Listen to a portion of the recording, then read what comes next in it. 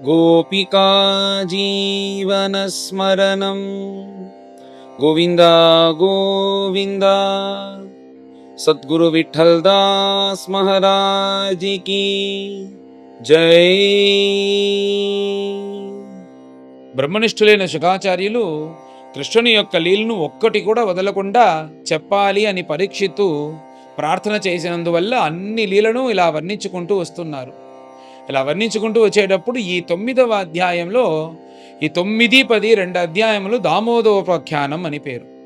దామము అంటే హారం, ఉదరము అంటే కడుపు, అది రెండు కలిసి కట్టినందువల్ల దానికి దామోదరోపాఖ్యానం అని పేరు. ఈ దామోదరోపాఖ్యానం చరిత్రను చెప్పేదానికి ప్రారంభించారు. ఇక్కడ ఏమిటంటే నందగోకులం ఎలా ఉంటుంది తెల్లవారుజామున అనేదాన్ని మొదట వర్ణించేదానికి ప్రారంభించారు. ఎలా ఉంటుందంటే నందగోకులం తెల్లవారుజామున అందరూ లేచేస్తారు, వాళ్ళ పనులు చూసుకుంటారు. అక్కడ అగ్రహారంలో బ్రాహ్మణులందరూ వేదఘోషం చేస్తూ ఉంటారు. గోపులందరూ వెళ్ళి వాళ్ళు ఆవులు పిండటం, తర్వాత గోశాలలో పని చేయటం అవన్నీ చేస్తూ ఉంటారు.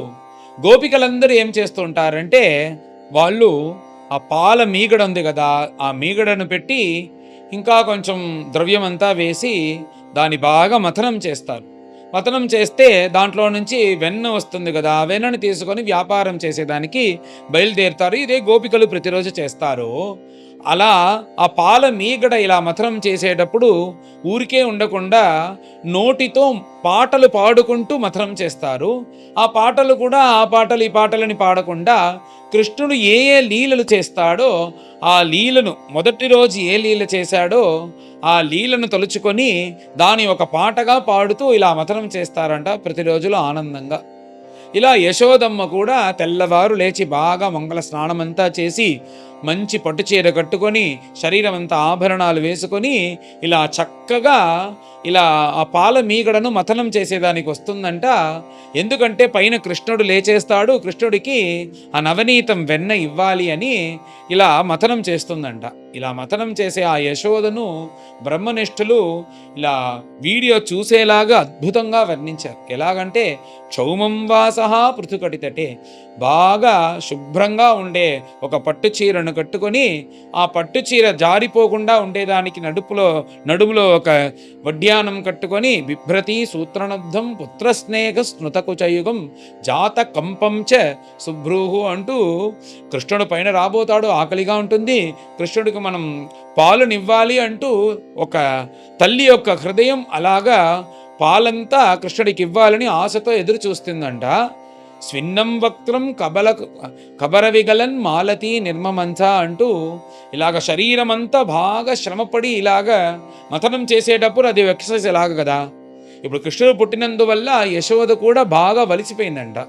అందుచేత శరీరం అంతా ఇలా శ్రమతో శరీరం అంతా తడిచిపోయినప్పుడు ఇలాగా అద్భుతంగా యశోదమ్మ కృష్ణుడి కోసం ఇలా నవనీతం మథనం చేస్తుంది అని బ్రహ్మనిష్ఠులు వర్ణించారు. ఇలా చేస్తూ ఉండేటప్పుడు కృష్ణుడు లేచేస్తాడని భిన్నగా చేసేటప్పుడు అక్కడ కృష్ణుడు లేచేశాడంట. లేచి ఇలా వస్తున్నాడంట. అలా వచ్చేటప్పుడు తెల్లవారుజామున ఒక చిన్న బిడ్డ లేస్తే ఎలా ఉంటుంది ముఖం, ఆశగా ఉంటుంది కదా చూసేదానికి. అలాగా కళ్ళుని ఇలా కలుపుకుంటూ కృష్ణుడు వస్తున్నాడంట. అలాగ వచ్చే కృష్ణుడు మనల్ని కాపాడాలి అంటూ కర్ణామృతాచార్యులు కూడా ప్రార్థించారు. ఇక్కడ నేరుగా వచ్చి అమ్మ లాలించాలి అని నేరుగా అమ్మను వచ్చి వెనకాల పక్క వచ్చి అమ్మను కౌగులించుకొని అమ్మ దగ్గర ఇలా చెంపతో చెంప చేర్చి ఇలా అడే నిద్రపోయేలాగా ఉన్నాడంట కృష్ణుడు. ఇప్పుడు యశోదకు అర్థమైంది, లేచేశాడు కాబట్టి ఆకలిగా ఉంది, పాలు కావాలి అని. వెంటనే కృష్ణుడి దగ్గర యశోదమ్మ, కొంచెంసేపు ఉండురా కృష్ణ, నీకోసమే ఇక్కడ నవనీతం వచ్చే సమయం అయింది, అది వచ్చిన తర్వాత పాలిస్తాను అంటే ఆ కర్రను నిలిపేశాడంట కృష్ణుడు. వెంటనే కృష్ణుని తీసుకుని ఒళ్ళో వేసుకొని పాలిస్తూ ఇలా మథనం చేస్తూ ఉందంట. ఇలా చేస్తూ ఉండేటప్పుడు కృష్ణుడికి కొంచెం కోపం వచ్చింది. అంతేకాకుండా లోపల పొయ్యిలో పెట్టిన పాలు పొంగేసింది. అలా పాలు పొంగిన వెంటనే ఆ నవనీతంను వదిలేసింది, కృష్ణుణ్ణి కింద తోసేసి నేరుగా ఆ పాలుని దింపి పెట్టాలని లోపలికి వెళ్ళిపోయింది యశోదమ్మ. లోపలికి వెళ్ళిన వెంటనే కృష్ణుడికి చాలా కోపం అంట. కోపంతో ఏమి చేశాడంటే ఆ మథనం చేసేదానికి ఒక కుండ, దాంట్లో ఒక కర్ర ఉంటుంది కదా, ఆ కర్రని తీసుకొని ఆ కుండని పగలగొట్టాడు.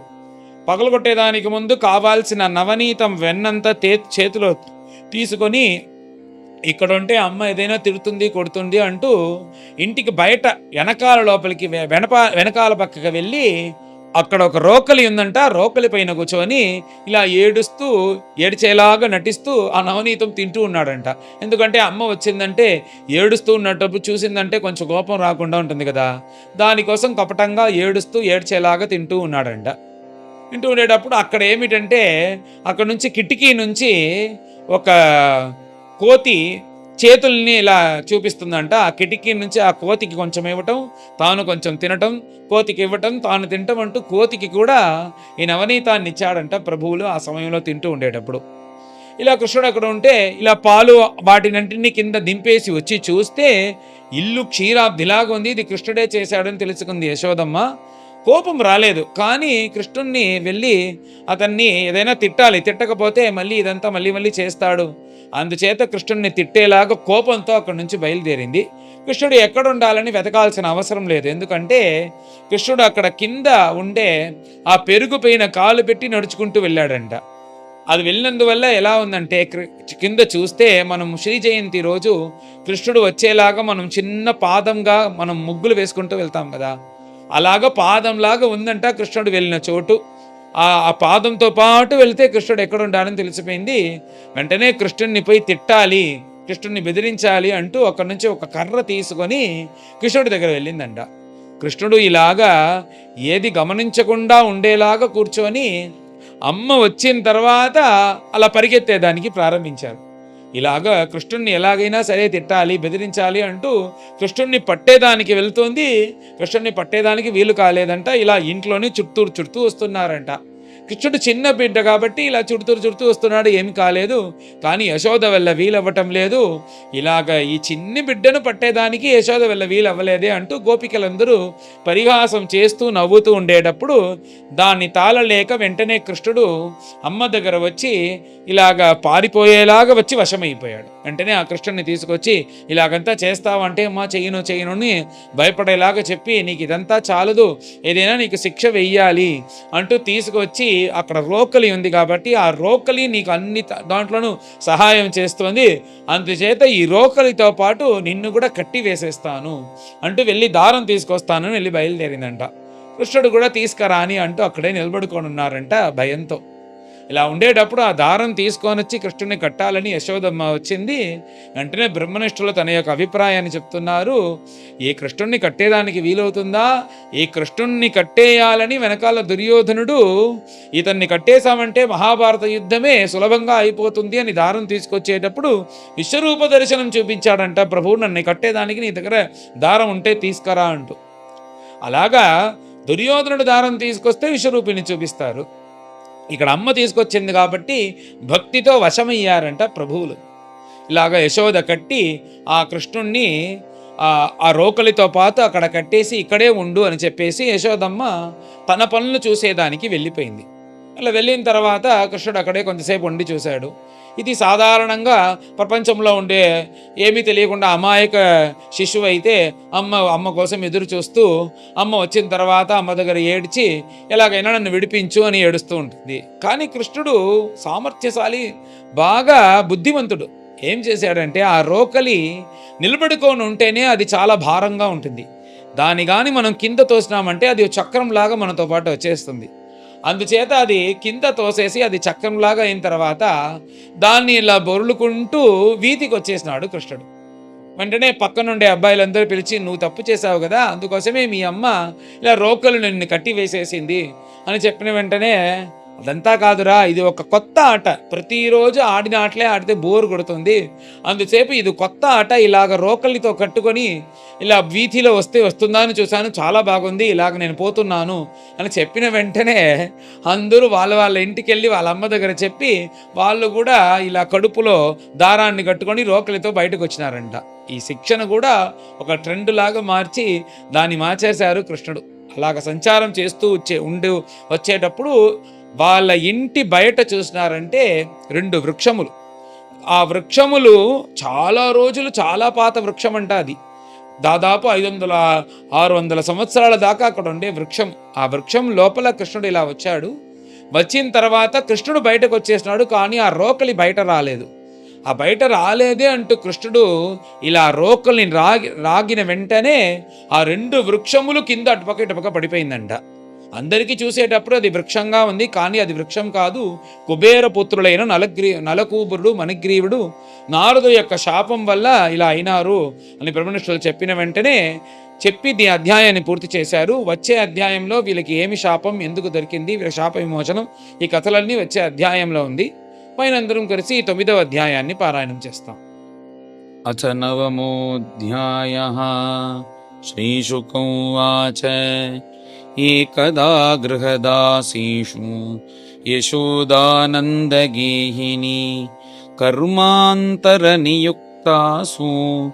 నిర్మమంథ స్వయం దధి యాని యానీహ గీతాని తద్బాలచరితాని చ దధి నిర్మంథనే కాలే స్మరంతి తాన్యగాయత క్షౌమం వాసః పృథుకటితటే బిభ్రతి సూత్రనద్ధం పుత్రస్నేహస్నుతకుచయుగం జాతకం పంచసుభ్రూః రజ్వాకర్షశ్రమభుజచలత్ కంకణౌ కుండలే చ స్విన్నం వక్త్రం కబరవిగళత్ మాలతీ నిర్మమంథ తాం స్తన్యకామ ఆసాద్య మథ్నంతీం జననీం హరిః గృహీత్వా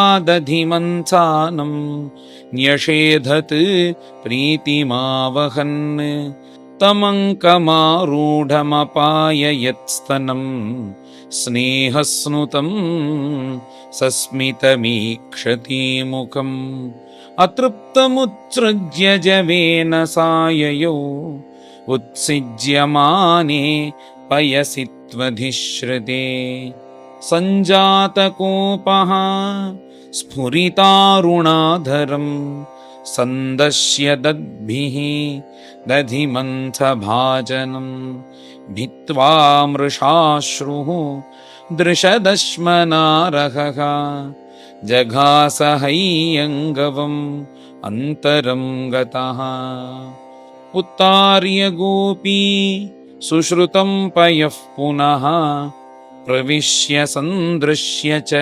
దధ్యమత్రకం భగ్నం విలోక్య స్వసుతస్య కర్మ తత్ జహాసతం చాపి న తత్ర పశ్యతి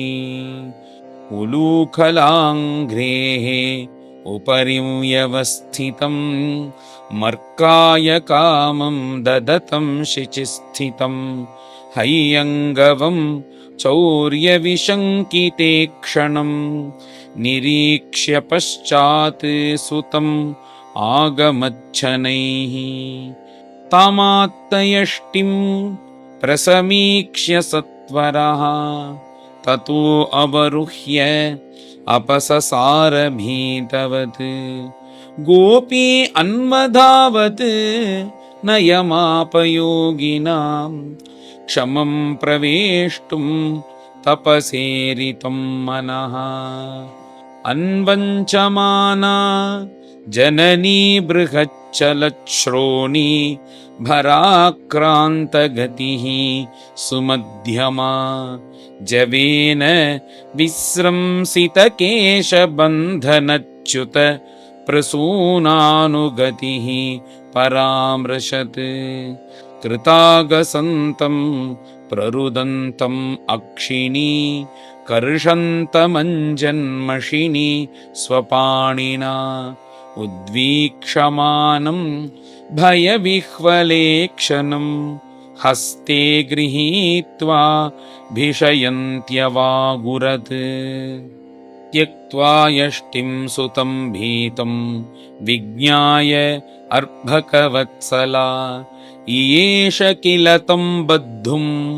దామ్నా తద్వీర్యకోవిదా న చాంతః న బహిః యస్య న పూర్వం నాపి చాపరం పూర్వాపరం బహిశ్చాంతః जगतो यो जगच्चयः तं मत्वा आत्मजम् अव्यक्तं मर्त्यलिङ्गमधोक्षजं गोपिकोलूखले दाम्ना बबन्ध प्राकृतं यथा तद्दाम बध्यमानस्य स्वार्भकस्य कृतागसः द्व्यङ्गुलो नमभूत्तेन सन्दधे अन्यच्च गोपिका यदासीत् तदपि न्यूनं तेनान्यत् अपि सन्दधे तदपि द्व्यङ्गुलं नूनं यद्यदा दत्तबन्धनम् एवं स्वगेहदामानि यशोदा सन्दधत्यपि गोपीनां सुस्मयन्तीनां स्मयन्ती विस्मिता अभवत् स्वमातुः स्विन्नगात्रायाः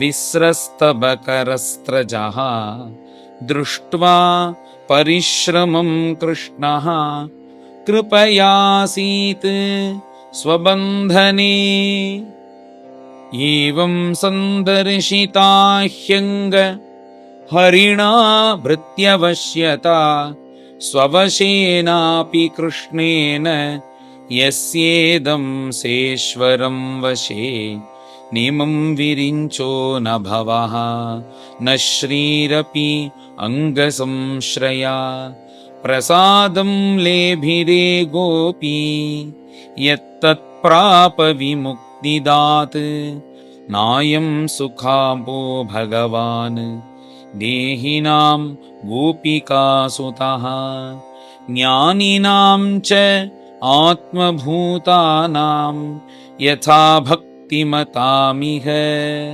कृष्णस्तु गृहकृत्येषु व्यग्रायां मातरि प्रभुः अद्राक्षीत् अर्जुनौ पूर्वं गुह्यकौ धनदात्मजौ पुरा नारदशापेन वृक्षतां प्रापितौ मदात् नलकूबरमणिग्रीवौ इति ख्यातौ श्रियान्वितौ श्रीहरये नमः श्रीहरये नमः इति श्रीमद्भागवते महापुराणे पारमहंस्यां संहितायां दशमस्कन्धे पूर्वार्धे गोपीप्रसादो नाम नवमोऽध्यायः।